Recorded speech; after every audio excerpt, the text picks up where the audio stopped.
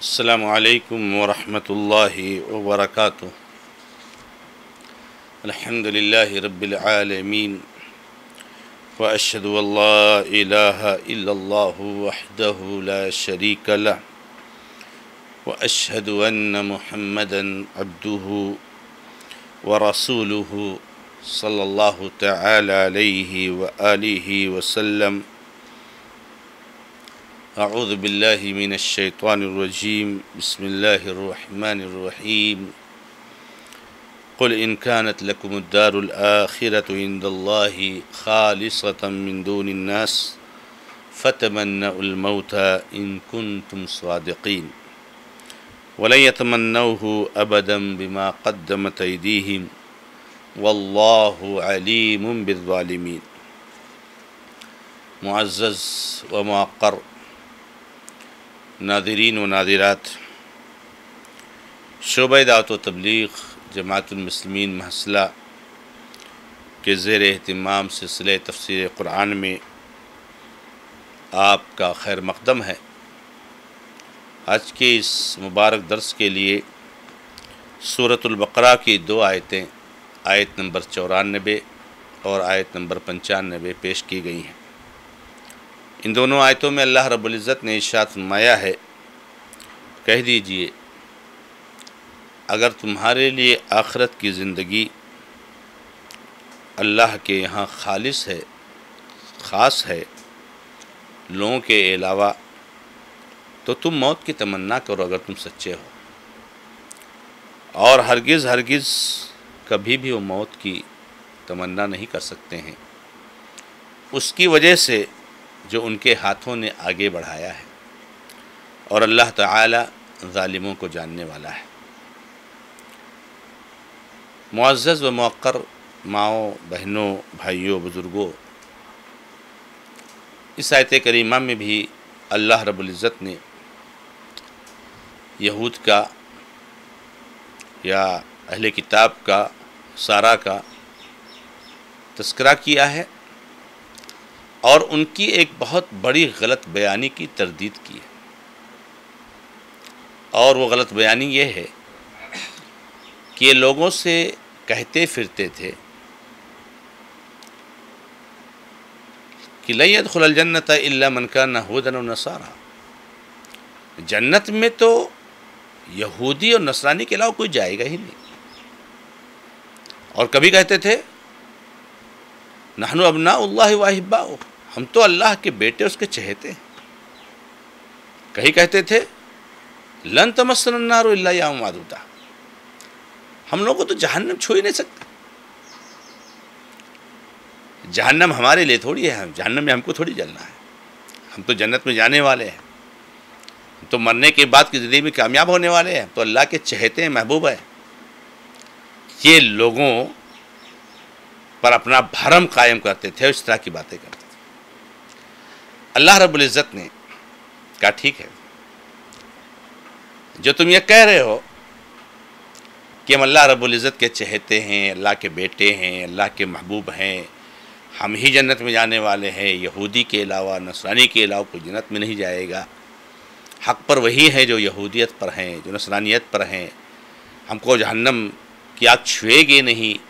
یہ سب باتیں اگر تمہاری سچی ہیں تو تم اس کا پروف تو دو، اس کا ثبوت تو دو کہ حقیقت میں تم یہ بات دل سے کہہ رہے ہو۔ اور پروف کیا ہے؟ اللہ رب العزت نے چھوٹا سا پروف مانگا۔ اللہ رب العزت نے کہا کہ اگر یہ باتیں سچی ہیں تو تم لوگ مرنے کی تمنا کرو۔ بحر الامہ، حبر الامہ، ترجمان القرآن عبداللہ ابن عباس رضی اللہ تعالیٰ عنہما اس آیت کریمہ کو دعوت مباہلہ پر محمول کرتے ہیں، اور کہتے ہیں کہ اس میں ایک طرح سے یہود و نصارہ کو مباہلہ کی دعوت دی گئی، یعنی یہ کہا گیا ہے کہ ان سے کہو، یہودیوں سے، اگر تم سچے ہو، تم اللہ رب العزت کے چہیتے ہو تو آؤ، مسلمانوں سے کہو آؤ ہم دونوں ایک میدان میں کھڑے ہو جائیں، اور اللہ تبارک و تعالیٰ سے کہیں کہ اللہ ہم دونوں میں سے جو جھوٹا ہے اس کو تو پہلے موت نصیب فرما۔ ان سے کہو اگر سچے ہو تو آؤ مباہلہ کر لو۔ نہیں آ سکتے وہ. بالکل ہو بہو یہی چیز اللہ تعالیٰ نے سورہ جمعہ میں بیان فرمایا ہے.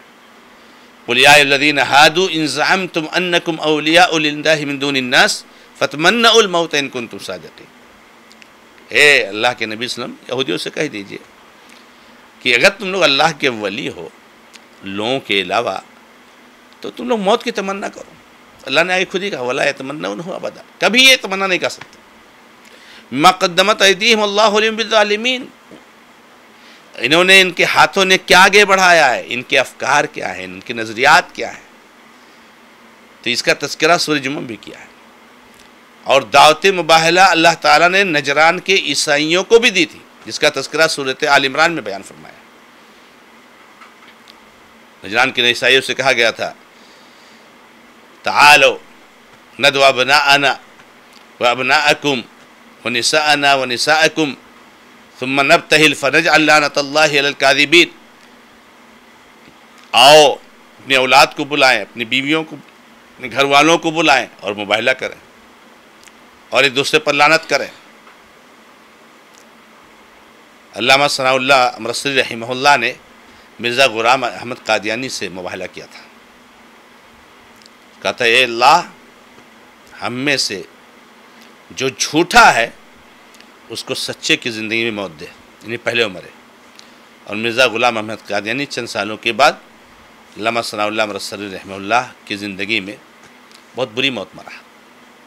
تو یہ دعوت مباہلہ ہے کہ تم لوگ جو دعویٰ کر رہے ہو کہ تم جنتی ہو, تم جہنم سے محفوظ ہو, تم اللہ کے ولی ہو, تم اللہ کے چہیتے ہو, اللہ کے محبوب ہو, اللہ کے بیٹے ہو, اللہ کے قریبی ہو, تم ہی لوگ جنت کے حقدار ہو, ٹھیکیدار ہو, اگر یہ بات صحیح ہے, تم اس دعوے میں سچے ہو تو چلو موت کی تمنا کر لو نا.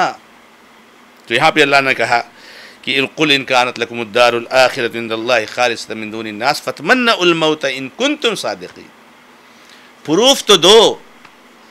اللہ تعالیٰ نے کہا وَلَن يَتَمَنَّوْهُ أَبَدًا, ہرگز ہرگز یہ تمنا نہیں کر سکتے موت کی.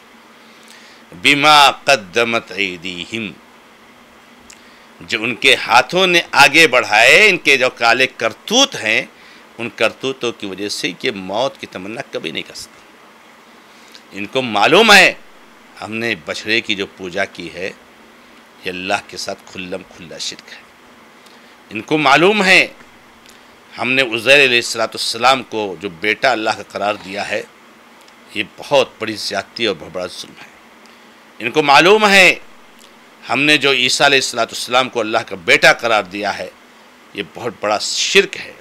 ان کو معلوم ہے ہم نے اللہ کے نبی محمد رسول اللہ صلی اللہ علیہ وسلم کی نبوت کا انکار کیا ہے, یہ بہت بڑا کفر ہے.